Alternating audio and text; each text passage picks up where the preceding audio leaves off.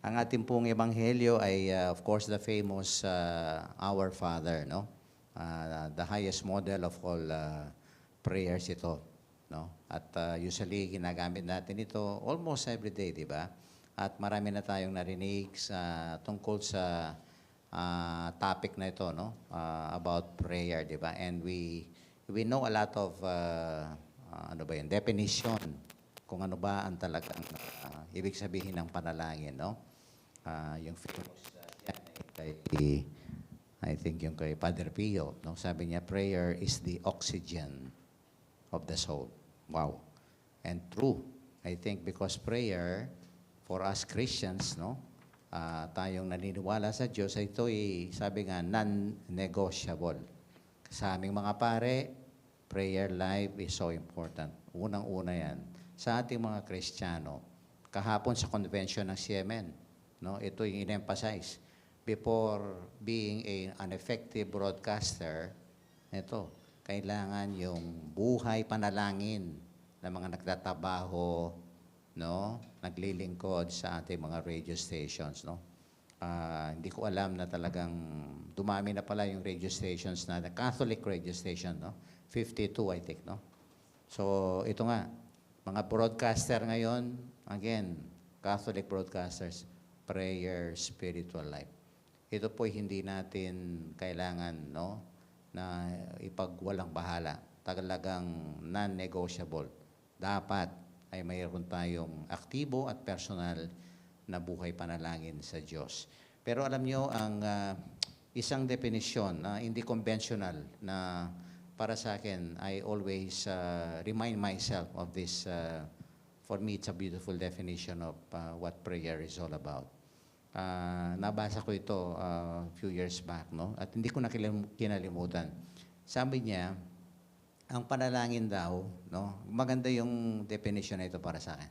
Sabi niya, prayer is entering the mind and the heart of God.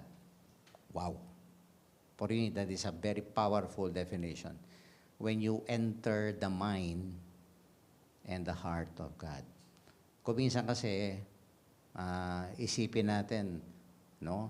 Marami tayong sinasabi sa Diyos. Pero alam nyo, alam naman ng Diyos ang nasa isip, nasa puso natin. We do not, sabi nga need to inform Him, no? Sinasabi lang natin yan, again, because it's an attitude of faith and trust, no, in the Lord. Pero yun ang question. Tayo, alam ng Diyos ang ating isip, ang ating puso. Pero question, do we know and understand what is inside the mind and the heart of God? And I think for me, prayer, no, is that ability to enter into the mind and the heart of God.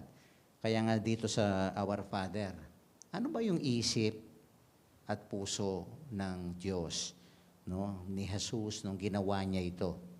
Ano ba yung nasa isip at puso? And I think we should best understand this prayer, no, according to the mind and the heart of Jesus, no? At examine na natin, no, itong panalangin na ito. Number 1, ito. Sinabi na igpa, Ama, our Father. Okay? It means to say, ang nasa isip at puso ng Panginoon, no, relationships first.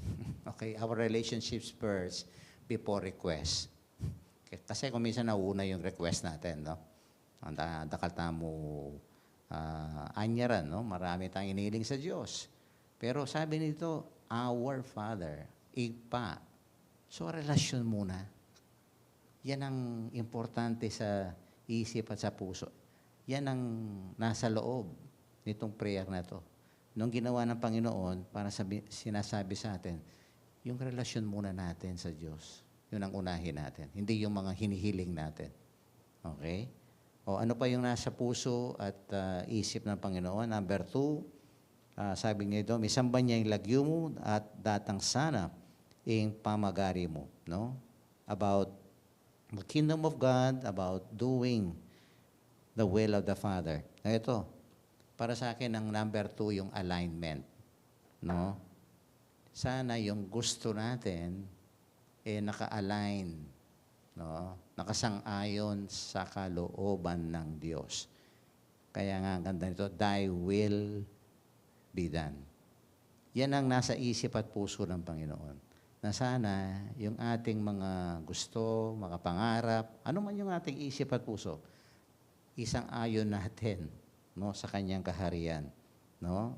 At doon we are worshiping, sabi nga dito, ang kanyang pangalan. When we align our will to His will. Pangatlo, dito na ito mga request natin. Di na mo kayong pamanganal doldo. And what is this? The mind and the heart of God means here, nung binanggit niya ito, total dependence. Sa Kanya tayo manalig sa ating mga pangangailangan. Because God will provide. Kaya nga, yan ang nasa isip at puso ng Panginoon. Trust in me. Depend on my providence. And then pangapat, itong nasa puso at isip ng Panginoon din, no, sa panalangin na ito, it's all about forgiveness.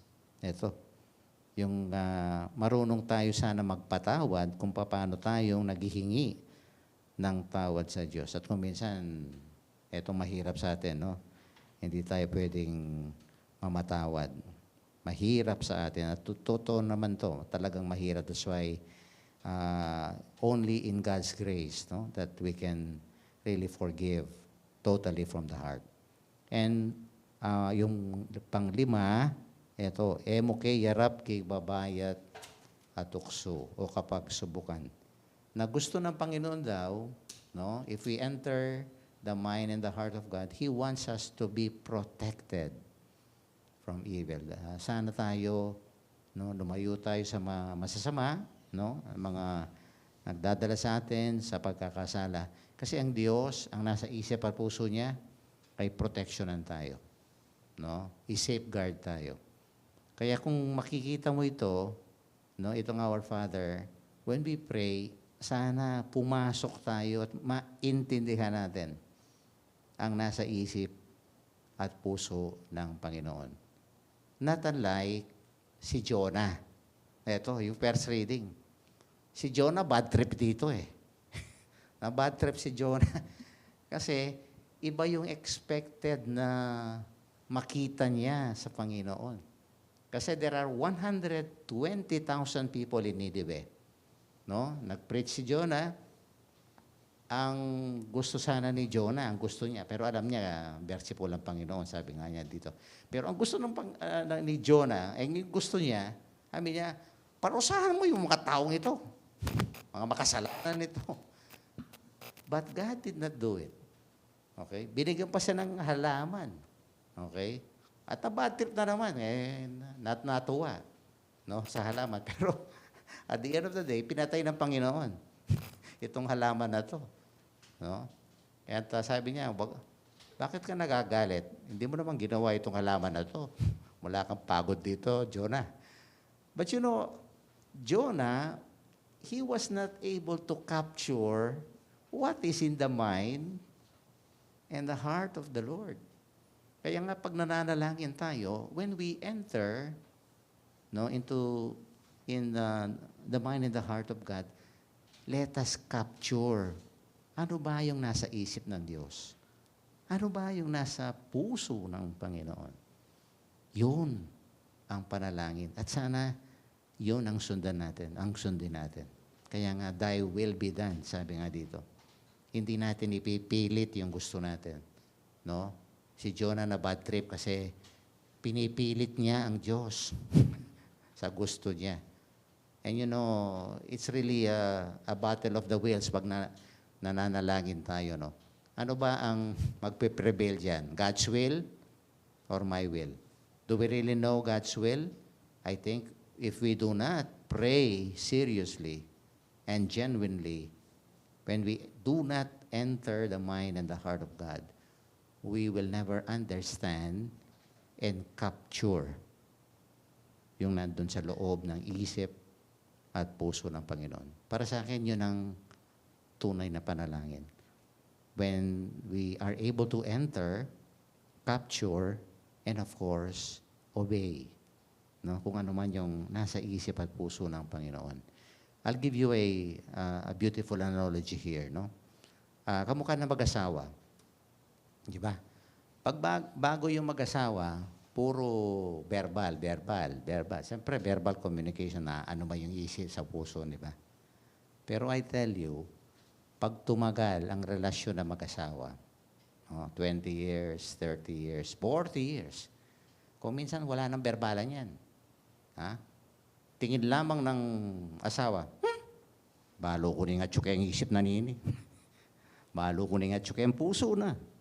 Dahil the familiarity is already there. No? The mastery is already there.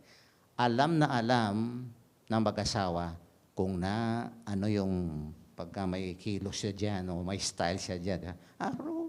Alam ko na ang nasa isip at puso ng asawa ko. At of course, susundin mo yun. No? Ganon din ang Panginoon. I hope that we will grow in our prayer life. No, kung minsan wala na sanang words. Basta nandun lang tayo, no? We are in quiet, a sacred space, no? Sana we will have, no, that ability to enter the mind and the heart of the Lord. And we capture it, no, kahit na parang hindi tayo nagsasalita, pero sana malaman natin at magawa natin.